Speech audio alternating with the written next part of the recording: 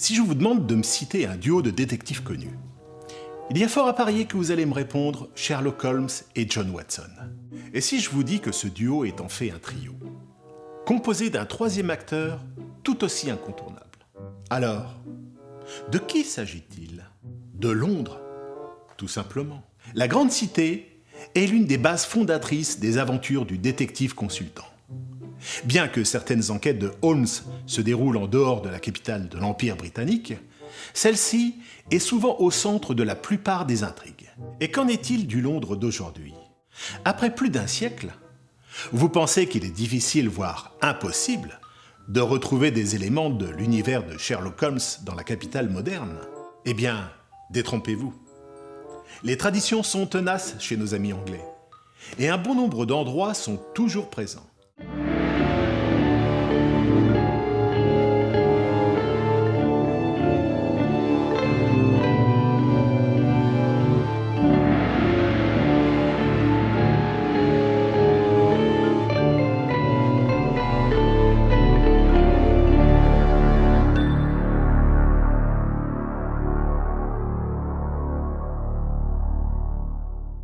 En 1851, Londres a déjà 2 fois la taille de Paris et 3 fois celle de New York.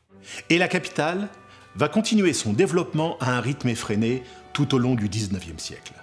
Résultat, dans certains quartiers, c'est la constitution d'un patchwork de riches manoirs entremêlés de taudis insalubres. La plupart des bâtiments et des lieux les plus connus seront construits à l'époque victorienne. On peut citer Trafalgar Square, la maison du Parlement, Tower Bridge et Victoria Station. Sans oublier des inventions comme l'électricité et le téléphone. Côté transport, c'est également la révolution industrielle, car peu à peu, les véhicules à moteur vont remplacer calèches et fiacres, notamment les célèbres Hansom Cab. À la mort de la reine Victoria en 1901, Londres est désormais la plus grande ville du monde. Elle compte plus de 6,5 millions d'habitants, constituée à 80% de la classe laborieuse et dont la plupart vivent dans la pauvreté. Londres est la ville de tous les contrastes. Le travail y côtoie la mendicité, la respectabilité, la déchéance. Une autre composante de la cité victorienne, c'est son fog.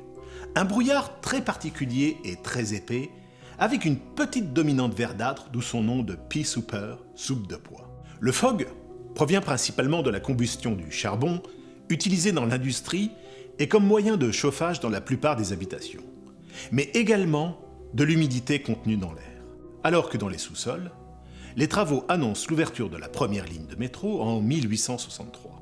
Vous allez le voir, beaucoup d'endroits et de bâtiments demeurent inchangés depuis 1901, tandis que d'autres ont complètement disparu sous la marche du modernisme. Alors, en route pour cette première visite, le Royal Albert Hall est une salle de concert donnant sur Hyde Park. Appelée à l'origine The Hall of Arts and Science, cette salle changera de nom après la mort du prince Albert. Inaugurée en 1871 par la reine Victoria, son architecture reprend en partie celle du Colisée de Rome. Sa forme très particulière servit de point de repère pour les pilotes allemands durant la Deuxième Guerre mondiale. À cet endroit, Holmes proposera au docteur Watson d'aller entendre la cantatrice Carina dans Le Marchand de couleurs retraité. Quant à la gare de Saint-Pancras, elle fut ouverte en 1868. Son toit s'élève à 30 mètres au-dessus du sol et a été conçu à partir d'une structure de poutres métalliques d'une portée unique de 74 mètres. Cette travée monumentale a été copiée maintes fois, notamment pour la gare Grand Central de New York. Cette même année, débutera les travaux d'un des plus grands hôtels londoniens. Construit en façade de la gare, il ouvrira le 5 mai 1873. Il s'agit du Saint-Pancras. Son concepteur, Sir George Gilbert Scott, est l'architecte néogothique le plus prolifique du Royaume-Uni. Quant à son petit-fils, Gilles Gilbert Scott, on lui devra la création des célèbres cabines téléphoniques rouges. À cet endroit se déroulera le repas de mariage de Mère Angel et de Mary Sutherland dans la nouvelle Une affaire d'identité. La cathédrale Saint-Paul fut quant à elle le plus haut bâtiment de Londres jusqu'en 1962. À l'époque victorienne, s'étendait une rue côté nord, connue pour être le quartier des éditeurs, libraires et imprimeurs, Paternoster Row. Une rue détruite durant le Blitz de la Seconde Guerre mondiale, ainsi que 5 millions d'ouvrages partis en fumée. Sherlock Holmes était un habitué des lieux, tout comme un autre détective privé qui lui succédera, Harry Dixon. Sans oublier le célèbre gang Paternoster Gang qui apparaît dans la série Doctor Who. À quelques rues de là, le lieu de la première rencontre entre Holmes et Watson, l'hôpital Saint-Barthélemy ou Saint-Barth Hospital. Endroit que l'on retrouve dans le roman de Conan Doyle, Une étude en rouge, et dans le premier épisode de la série Sherlock de la BBC.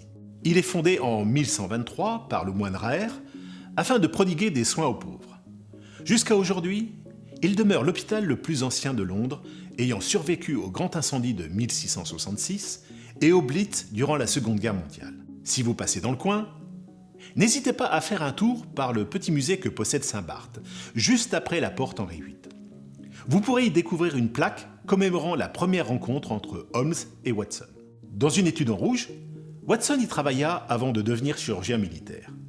C'est en rentrant de la guerre que Stanford, un ancien collègue de Watson, initiera la rencontre entre Holmes et Watson dans le laboratoire de chimie, alors que ce dernier est en train de mettre au point un réactif permettant d'identifier les taches de sang.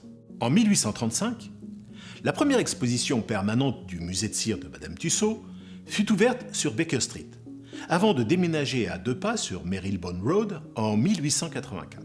Au véritable 221 Baker Street se trouve la banque Abbé National qui a accueilli l'exposition Sherlock Holmes en 1951, tandis qu'un peu plus loin, au 241 Baker Street, se trouve aujourd'hui le musée Sherlock Holmes. Mais saviez-vous qu'un autre personnage célèbre avait résidé à Baker Street ? Entre 1930 et 1936, l'auteur de La machine à explorer le temps et de La guerre des mondes, Herbert George Wells, y vécut. À découvrir non loin, l'une des plus anciennes stations de métro de Londres, Baker Street. Ouverte le 10 janvier 1863, elle permettait de relier Paddington à Farringdon Street. Aujourd'hui, cette station possède une dizaine de quais et dessert 5 lignes différentes. Au mois de janvier 2013, le métro londonien fêta les 150 ans de l'ouverture de cette première ligne en y faisant circuler une locomotive à vapeur utilisée à l'époque. En sortant sur Marylebone Road, vous serez accueilli par une statue de Sherlock Holmes financée en partie par Abbé National et la société Sherlock Holmes de France. Le pub Sherlock Holmes, situé sur Northumberland Avenue, s'est appelé brièvement The Northumberland Hotel en 1880 pour devenir plus tard le Northumberland Arms, tel qu'il apparaît dans The Adventure of the Noble Bachelor en 1892. Certains Holmésiens considèrent cet endroit comme l'hôtel où résida Sir Henry Baskerville dans Le Chien des Baskerville. En vous aventurant à l'étage, jouxtant la salle du restaurant, vous aurez l'occasion de découvrir un autre 221B Baker Street, comportant l'ensemble des objets utilisés pour l'exposition Sherlock Holmes de 1951. Si vous avez apprécié cet épisode, n'hésitez pas à lâcher un pouce bleu pour soutenir l'émission et à la partager, ainsi qu'à laisser un commentaire. Et vous pouvez également me suivre sur Facebook et Twitter. Sur ce, je vous dis à bientôt pour de nouvelles vidéos.